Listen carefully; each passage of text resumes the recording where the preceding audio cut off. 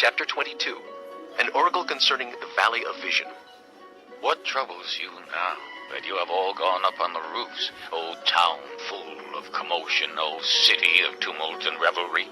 Your slain were not killed by the sword, nor did they die in battle. All your leaders have fled together. They have been captured without using the bow.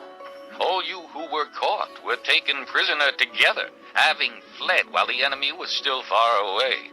Therefore I said, turn away from me. Let me weep bitterly. Do not try to console me over the destruction of my people. The Lord Almighty, has a day of tumult and trampling and terror in the Valley of Vision, a day of battering down walls and of crying out to the mountains. Elam takes up the quiver with her charioteers and horses. Kir uncovers the shield. Your choicest valleys are full of chariots, and horsemen are posted at the city gates. The defenses of Judah are stripped away. And you looked in that day to the weapons in the palace of the forest. You saw that the city of David had many breaches in its defenses. You stored up water in the lower pool. You counted the buildings in Jerusalem and tore down houses to strengthen the wall. You built a reservoir between the two walls for the water of the old pool.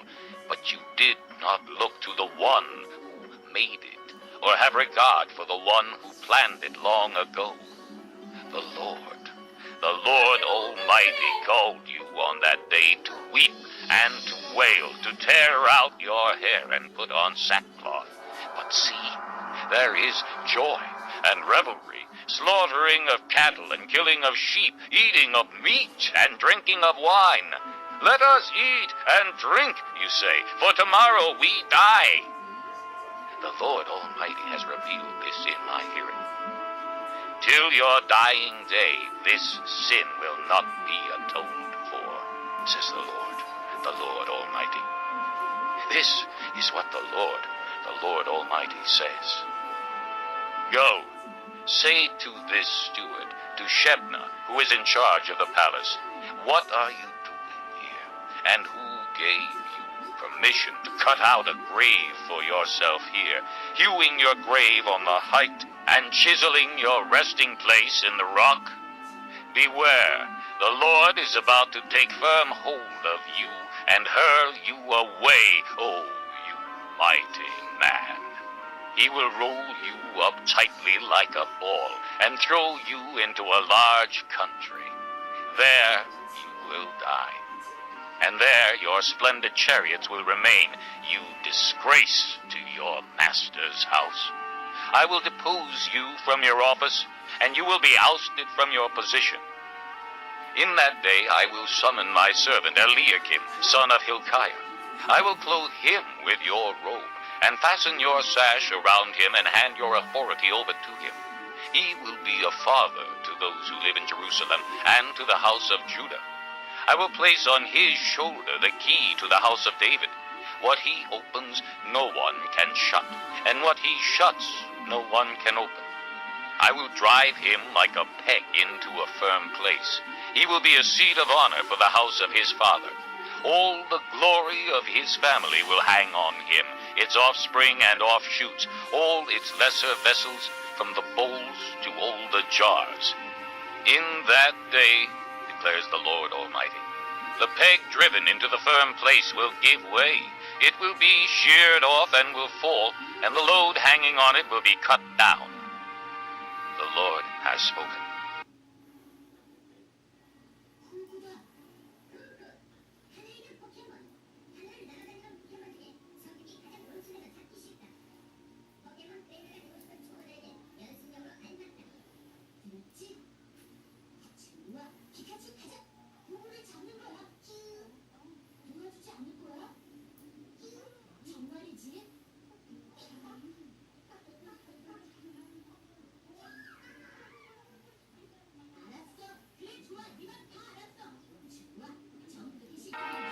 Chapter 23. An oracle concerning Tyre. Wail, O ships of Tarshish, for Tyre is destroyed and left without house or harbor. From the land of Cyprus word has come to them. Be silent, you people of the island, and you merchants of Sidon, whom the seafarers have enriched. On the great waters came the grain of the Shiloh. The harvest of the Nile was the revenue of Tyre, and she became the marketplace of the nations. Be ashamed, O Sidon, and you, O fortress of the sea, for the sea has spoken. I have neither been in labor nor given birth. I have neither reared sons nor brought up daughters. When word comes to Egypt, they will be in anguish at the report from Tyre. Cross over to Tarshish. Wail, you people of the island. Is this your city of revelry, the old city whose feet have taken her to settle in far-off lands? Who planned this against Tyre, the bestower of crowns, whose merchants are princes, whose traders are renowned in the earth? The Lord Almighty planned it, to bring low the pride of all glory, and to humble all who are renowned on the earth. Till your land as along the Nile, O daughter of Tarshish, for you no longer have a harbor. The Lord has stretched out his hand over the sea and made its kingdoms tremble. He has given an order concerning Phoenicia, that her fortresses be destroyed.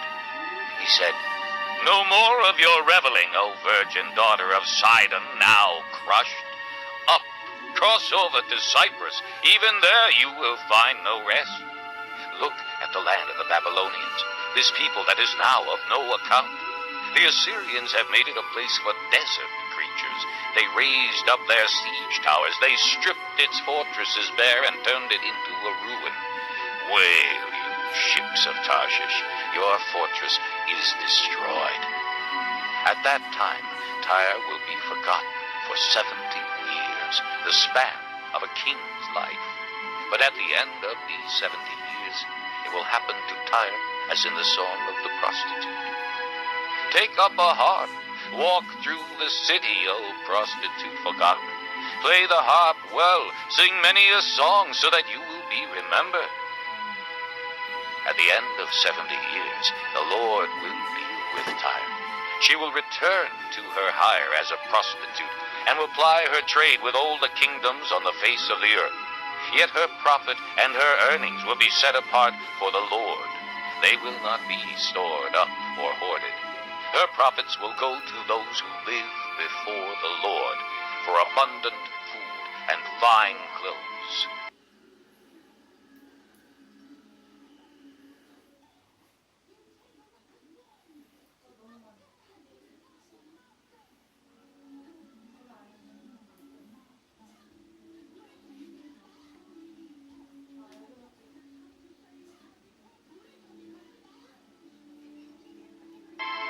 Chapter 24.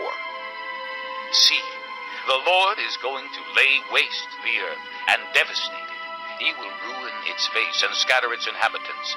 It will be the same for priest as for people, for master as for servant, for mistress as for maid, for seller as for buyer, for borrower as for lender, for debtor as for creditor.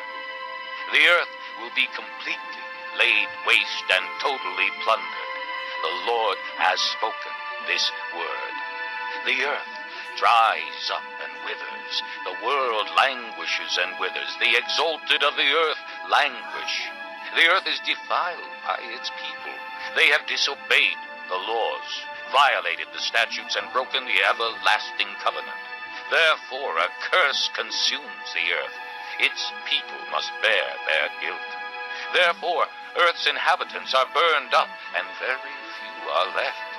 The new wine dries up and the vine withers. All the merrymakers groan. The gaiety of the tambourines is stilled. The noise of the revelers has stopped. The joyful harp is silent. No longer do they drink wine with the song. The beer is bitter to its drinkers. The ruined city lies desolate. The entrance to every house is barred. In the streets they cry out for wine. All joy turns to gloom. All gaiety is banished from the earth. The